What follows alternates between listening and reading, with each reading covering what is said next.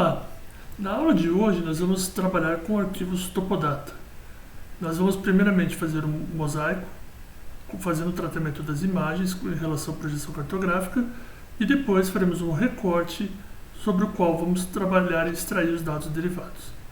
Então, supondo que tenha já baixado do site do Topodata, a primeira coisa que você vai perceber quando você trouxer esses arquivos para dentro é que o QGIS ele informa para você que há um problema com a projeção cartográfica.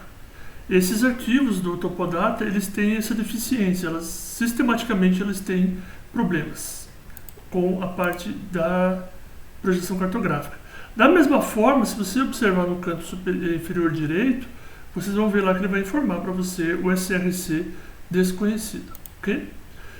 As imagens do Topodata, elas são riquíssimas no sentido de que elas trazem a informação altimétrica extraída do programa SRTM da NASA e refinadas de acordo com os modelos locais de elevação, transformando então a imagem de 3 segundos de arco do SRTM, que daria um pixel em torno de 90 metros, para arcos de 1 segundo, o que daria para nós aqui precisões da ordem de 30 metros.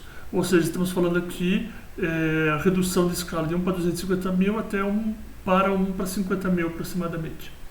No caso aqui, eu vou trabalhar com duas imagens para que possamos fazer o que é conhecido como mosaico de imagens, né? Esse aqui seria um mosaico de imagens não supervisionadas, uma vez que vimos já na parte teórica da disciplina, que eu não vou colocar pontos com coordenadas que eu levantei no campo, mas as imagens elas vêm já com a coordenada definida, tá? E sabemos que o processamento, o sistema de referência dela é o WGS84, tá?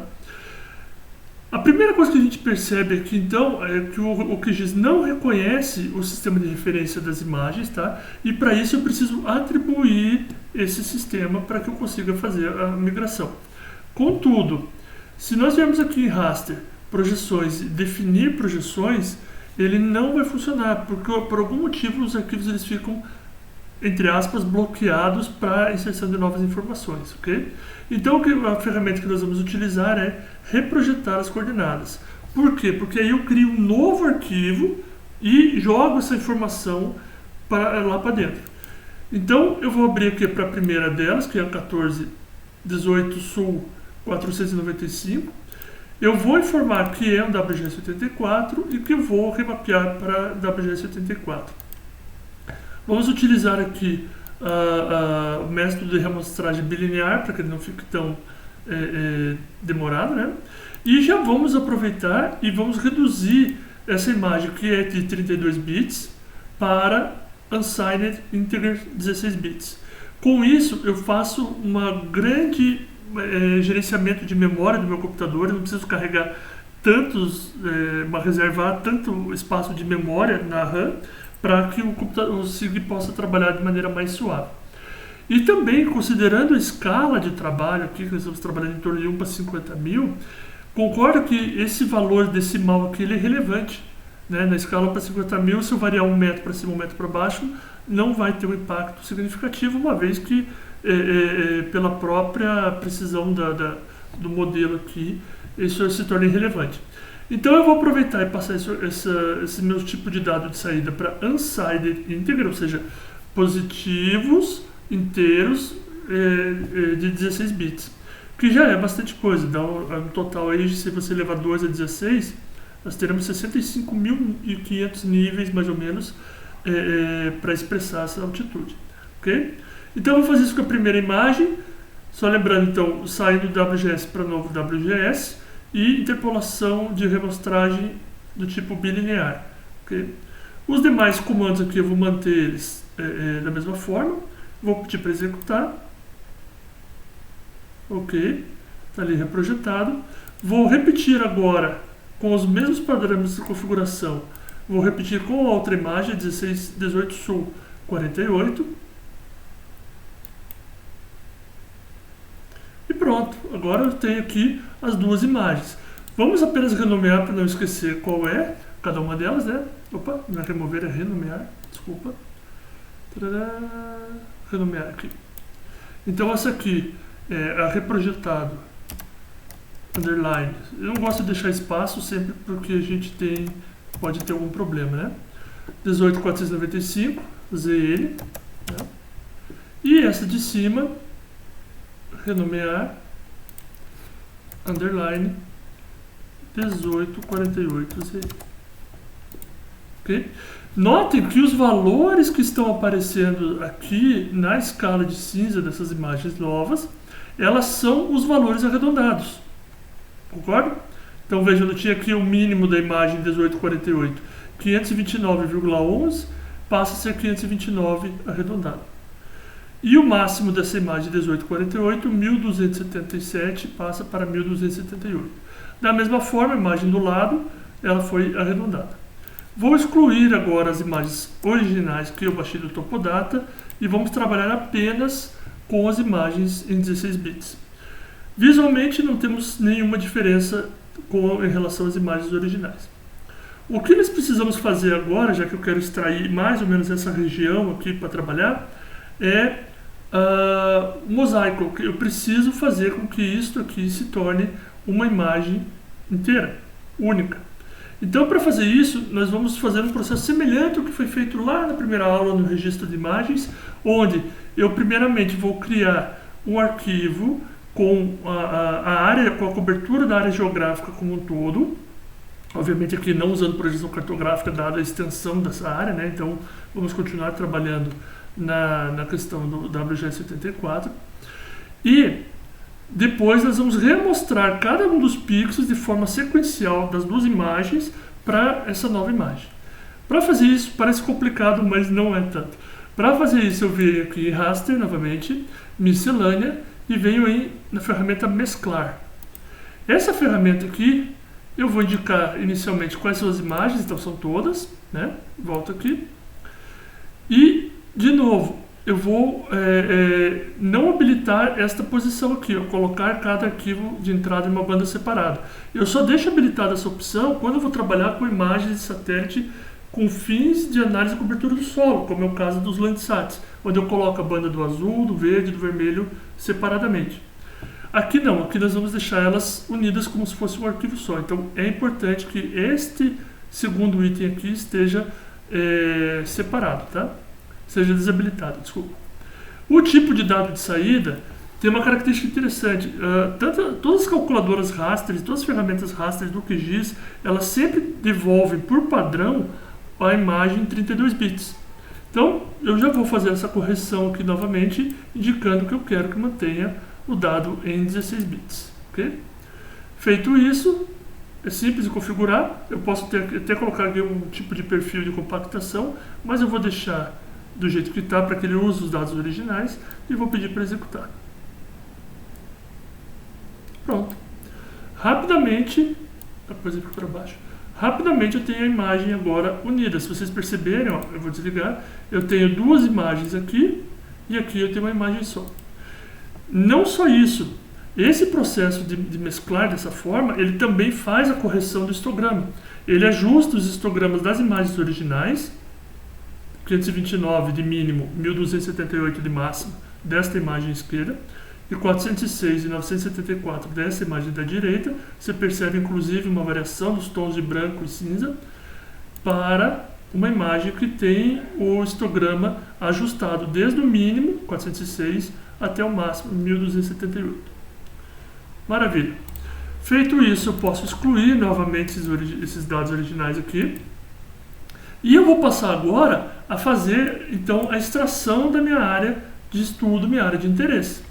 Para fazer isso de maneira bastante simples, crie uma nova camada Shapefile. Então, lembrando que todo botão que tem um asterisco amarelo quer dizer novo, né, no QGIS. Então, nova camada, novo shape, nova conexão de banco de dados ou coisa assim, ou até nova GeoPackage.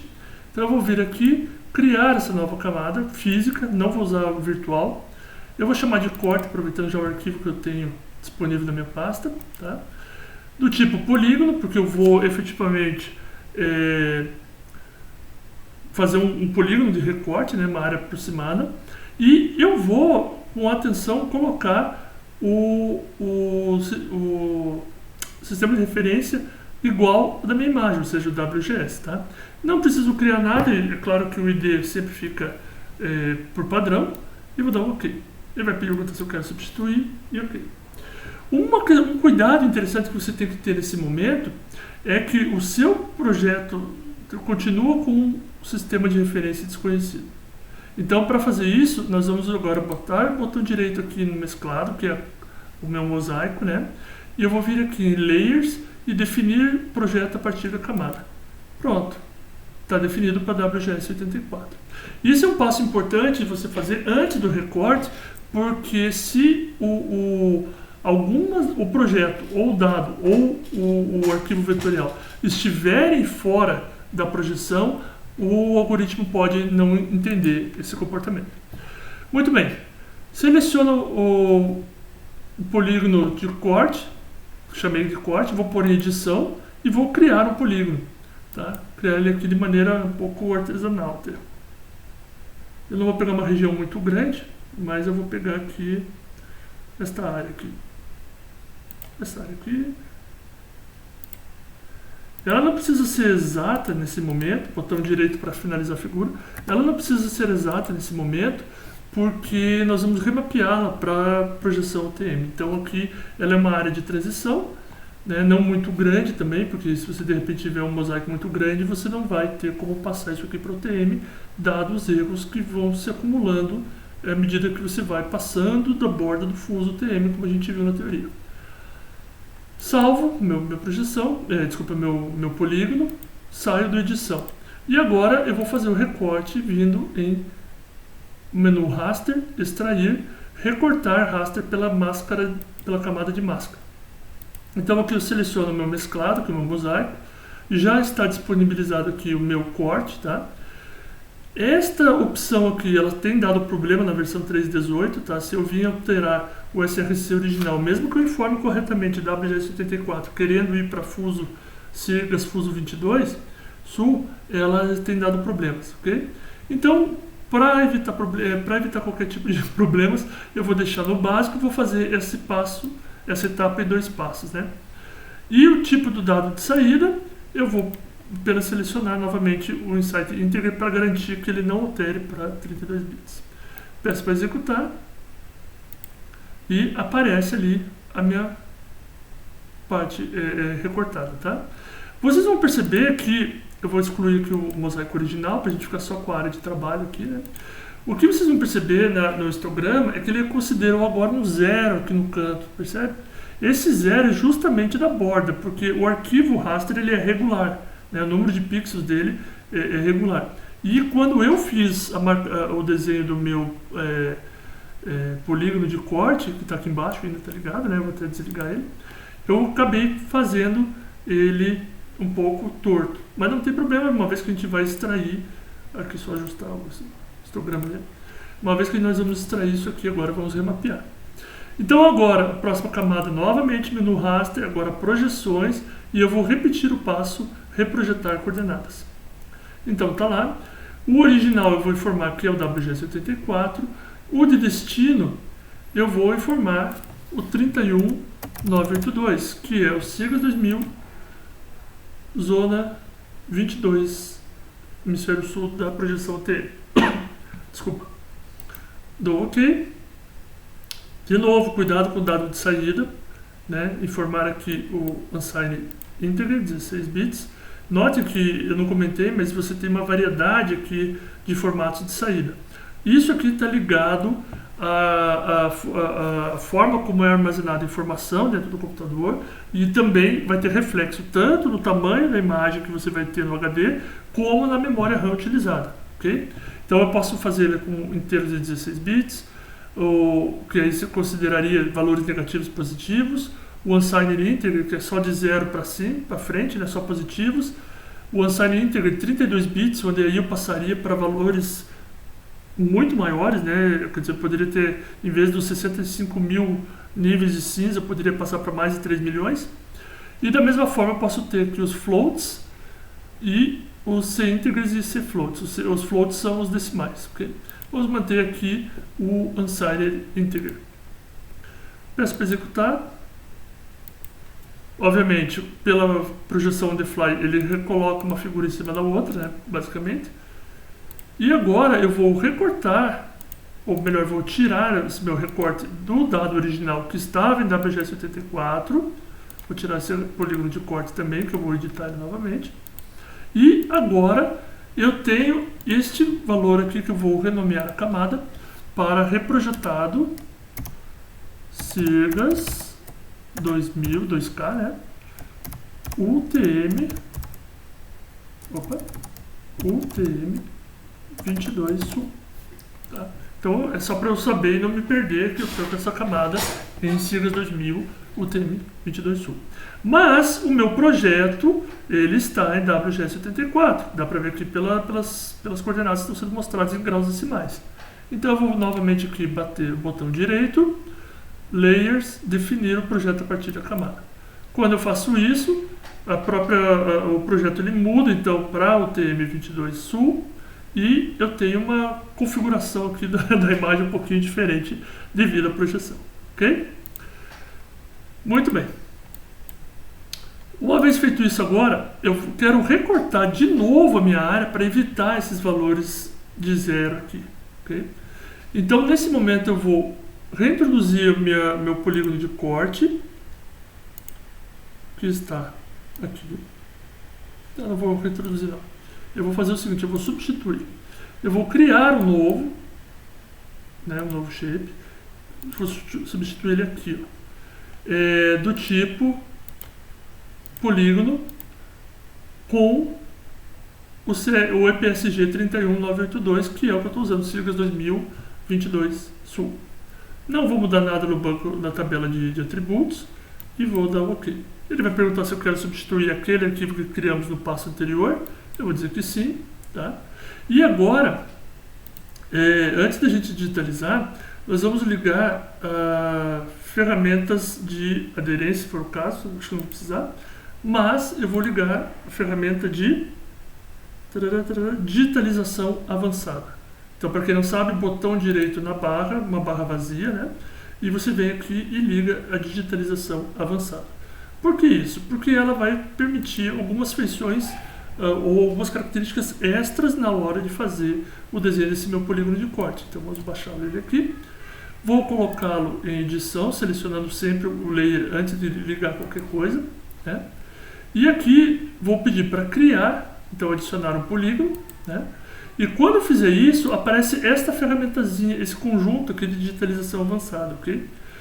Uma das características mais interessantes que eu gosto dessa ferramenta é esse esquadro com a régua aqui, que permite que eu faça a digitalização por distância e ângulo ou por x e y, por coordenadas, tá? Então, uma vez que eu tenho habilitado isso, eu posso vir aqui, deixa eu mais ou menos dar uma olhadinha aqui, vou clicar aqui uma área um pouquinho menor do que essa área original, né? E aí, ó, percebe que à medida que eu vou mexer no mouse, do lado esquerdo, vocês estão vendo que aparece o valor da distância e o ângulo que eu estou considerando. Então, eu vou, por exemplo, pedir aqui um polígono de 35 km, 35 mil metros, né? Porque ele está na projeção TM, né? Opa, mexi fora. 35 mil metros. E se eu clicar nesse cadeado aqui, ó, ele vai travar a distância. Então perceba que ele gerou... Opa, acho que até um pouco mais de 35 mil, né? Vamos colocar 50 mil só para ter uma área um pouco grande para dar trabalho para o QGIS. 50 mil metros, pronto. Então percebam que ele trava e é como se ele fosse um compasso, né? Vocês estão percebendo do lado direito, eu estou girando o mouse, ó, ele fica fixo, ok?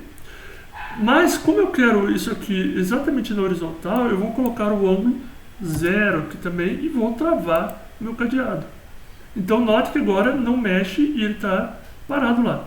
Então eu venho com o botão do mouse, botão esquerdo, clico em cima e está feito o primeiro desenho.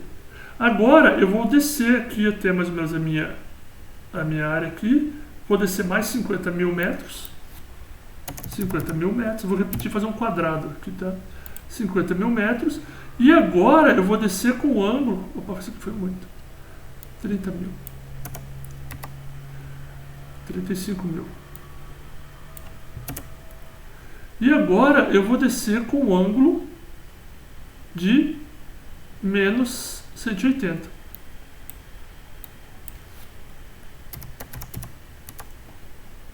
Opa.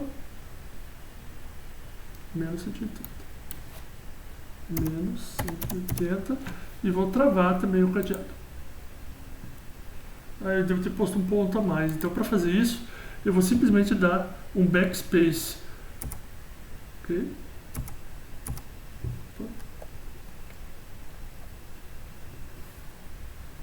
Não foi. Vou pedir licença para refazer essa etapa, porque eu acabei apertando com 2 pontos ali e eu acabei estragando meu exemplo. Então, 50 mil travados, ângulo 0 travado, pronto, está feito. Clico uma única vez. Agora eu vou descer aqui com o ângulo de menos 90 e 35 mil metros, tá bom. Então agora vamos repetir aqui 35 mil metros. Vou travar, posso apertar a barra, que ele vai funcionar na barra de espaço também, tá? Menos 90, pronto, travado. Vem agora aqui 270 graus, 50 mil metros. Ó, tab e space. 50 mil metros, tab space. E agora aqui vamos pedir 270 graus. Aqui também. Pronto, agora foi. E por fim, fecha com o botão direito e ele já vai pedir para você fazer o ID. Dessa forma você tem um retângulo, então 50 por 35 quilômetros, que vai servir para mim como máscara de corte. Salvo essa edição, saio das duas, eu posso até fechar essa barrinha aqui, né? Saio da edição vetorial e agora eu vou fazer um novo recorte. Então, extrair pela camada de máscara novamente, seleciono lá o reprojetado, né? Sigas 2000, faço minha mudança da máscara e peço a execução. Muito bem, está ali. Né? Vou até desabilitar essa máscara aqui, desabilitar, desculpa, vou remover do projeto. E a minha área final, minha área de estudo final, 50 km por 35 km, bem na linha de transição entre duas UTM. Okay? Agora eu vou só renomear para não me perder, né? Então aqui agora eu tenho Sirgas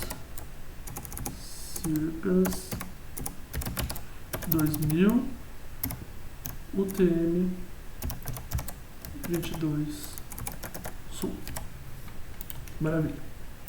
16 bits, tudo certo, tudo tranquilo. Muito bem. Uma das questões mais importantes que eu tenho que tratar agora aqui é que eu posso fazer as análises, né, que a gente viu em sala. Uma delas está aqui, tem um menu de análise, dentro do menu raster, um submenu análise, onde eu tenho orientação de vertente, está sendo traduzido apenas como orientação, mas em alguns softwares vocês podem, ou até versões do QGIS, vocês podem achar como aspecto. Eu tenho sombreamento, eu tenho rugosidade do terreno e eu tenho declividade. Vamos começar primeiro com a declividade, que talvez seja mais interessante. Quando você tem a sua imagem colocada aqui, ou no caso da UTM, do Topodata, desculpa, você vai ter apenas uma banda, né, se informa corretamente. Você pode aplicar um exagero vertical, então eu não vou aplicar isso aqui, mas você, de repente, se você tem interesse em ter um modelo que apresente o exagero vertical, como a gente faz, por exemplo, nos perfis topográficos, né? Você pode mudar essa relação da escala vertical e horizontal. Você, por padrão, o QGIS ele entrega a declividade em graus, né? Mas você pode expressar ela em porcentagem, se for do seu interesse, e também pode mudar a fórmula de configuração. Aí aqui eu sugiro que vocês busquem as informações lá no tutorial no help do QGIS, ok? Não vou mexer mais em nada e a informação que vai ser a declividade. E está aqui. Declividade, então, agora aparece de 0 a 32 graus. Está vendo como o padrão a gente comentou com vocês? Está vindo em float, né, decimal, tá? Então você pode até ajustar o contraste, né? E o que você vai ver aqui são os valores de áreas mais eclivosas. Normalmente a imagem de preto para branco ela não ajuda muito, então a gente pode vir aqui na simbologia e pedir a falsa cor, né? E pedir para classificar ela de acordo com as categorias. Como para mim é mais interessante saber destacar em vermelho as áreas que são mais declivosas, então eu vou pedir aqui nesse cantinho, eu vou pedir para inverter o gradiente de cores, né? Uma vez que eu faça isso, fica bem visível, variando de 0 a 32 graus, né? Bem visível as áreas onde a gente tem uma maior declividade do terreno, ok? Maravilha. A segunda parte eu vou desabilitar aqui para voltar ao dado original e nós vamos agora no raster de novo, análise, e vamos pedir orientação de vertente, né? As orientações. Da mesma forma, está lá o meu MDT original, meu modelo original, a banda. E aqui você tem algumas opções que são interessantes. Por exemplo, retornar o ângulo trigonométrico ao invés de azimuth. Alguma aplicação que você tenha. Mas o que eu vou ter aqui é o valor, a orientação da vertente, ou seja, da normal da declividade, normal do slope, expresso em graus da forma de azimuth. Okay? Retornar 0 para o plano em vez de menos 999. Isso aqui é apenas uma questão de projeto, você pode decidir isso, né, se for necessário. E eu não vou mexer mais em nada e nós vamos ter a calcular aqui agora a orientação de vertente. Essa orientação de vertente, ela tem uma configuração interessante porque você tem algumas variações, né? Essa ferramenta do QGIS, ela usa a iluminação padrão. Então o que você está vendo aqui nessa barra do lado aqui, ó, é variação de 0 a 360 graus. Mas a iluminação do modelo ela é relativamente fixa. Ferramentas do GRAS e do Saga, você tem essa possibilidade de, mesmo aqui na orientação de vertente, alterar essa iluminação, tá? Ok? Da mesma forma, eu posso, por exemplo, vir aqui em simbologia e pedir para que eu tenha uma banda falsa cor. Deixa eu só ver aqui. E aí eu posso ter essa minha tabela de orientação, inverter ela também, ficar tudo no mesmo padrão, né?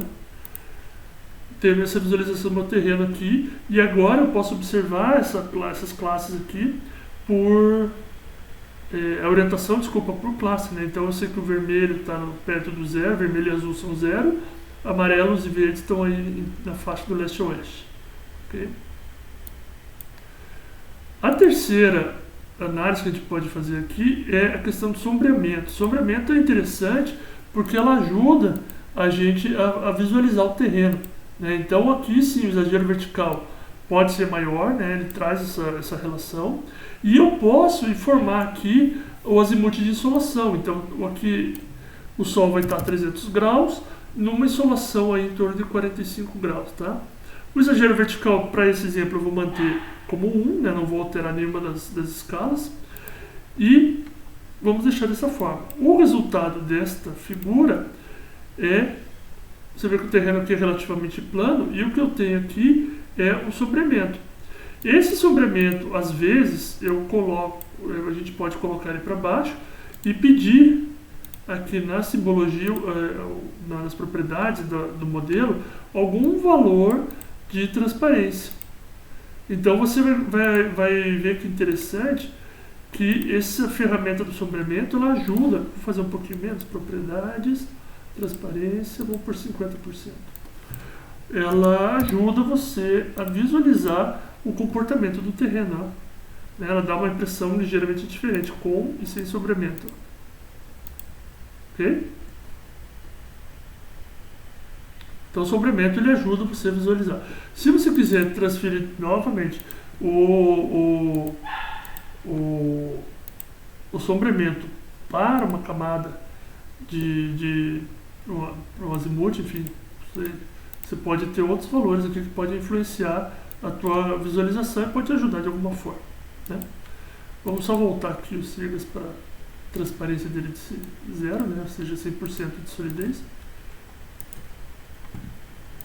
E o último última das ferramentas aqui de análise que eu vou mostrar para vocês é a rugosidade do terreno, que é uma característica da heterogeneidade do terreno, né? O quanto do terreno tem de fator de rugosidade, tá? Aqui é mais voltado à área de geomorfologia, então tem todo um contexto para fazer essa análise de rugosidade, tá? Da mesma forma, essas análises de posição topográfica e índice de rugosidade, né, que é o índice baseado na rugosidade, onde ele considera as variações altimétricas dos pixels do entorno para calcular essa rugosidade. E aí eu sugiro que vocês aprofundem um pouco para quem for trabalhar nessa área, ok? Maravilha. Pessoal, era isso para esse momento.